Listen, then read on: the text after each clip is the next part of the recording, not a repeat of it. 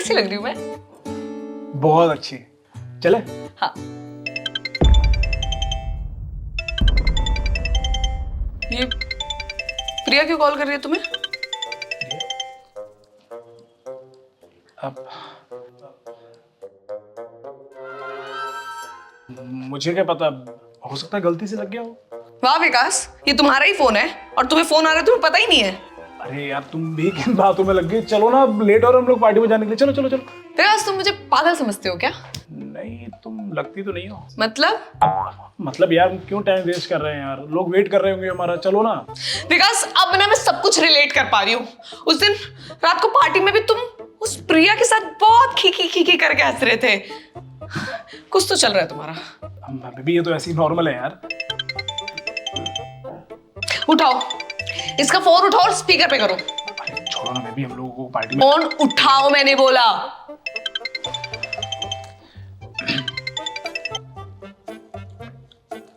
Hello hello Vikas, you are so sweet यार। मैंने तुम्हें थैंक यू बोलने के लिए फोन किया है। पूछो क्यों थैंक यू बोलना है इसको, पूछो। आपको थैंक यू क्यों बोलना है? अरे यार वो जो ड्रेस दिलवाई थी तुमने मुझे, सब उसकी बहुत तारीफ कर रहे थे। थैंक यू सो मच यार।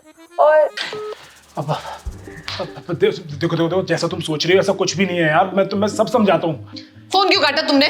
बोल रही थी ना वो कुछ। अरे तुम कुछ फालतू में कुछ और ही समझ रही हो। मैं तुम्हें सब कुछ समझाता हूँ, जैसा सोच रही हो वैसा कुछ भी नहीं है।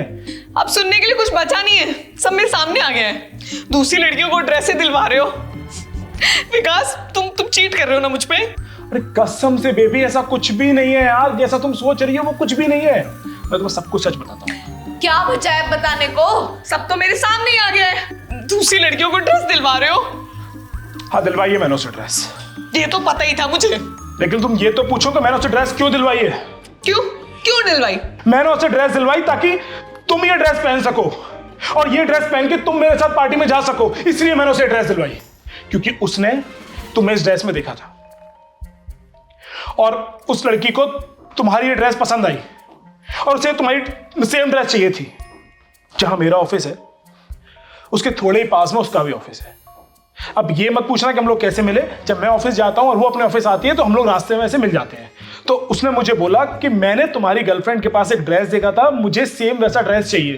तो मैंने कहा नहीं यार, वो मेरी गर्लफ्रेंड की फेवरेट ड्रेस है, वो मैं तुम्हें नहीं दे पाऊंगा।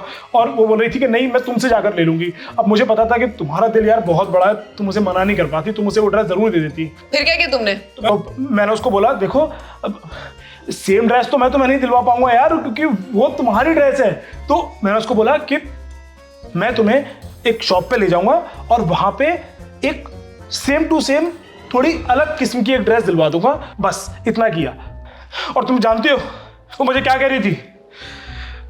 एक तो मतलब बहुत इमोशनल हो गया था यार वहां पे। मुझे बोलती है कि तुम्हारी गर्लफ्रेंड बहुत लकी है जो उसे तुम्हारे जैसा बॉयफ्रेंड मिला है, काश ऐसी किस्मत मेरी होती।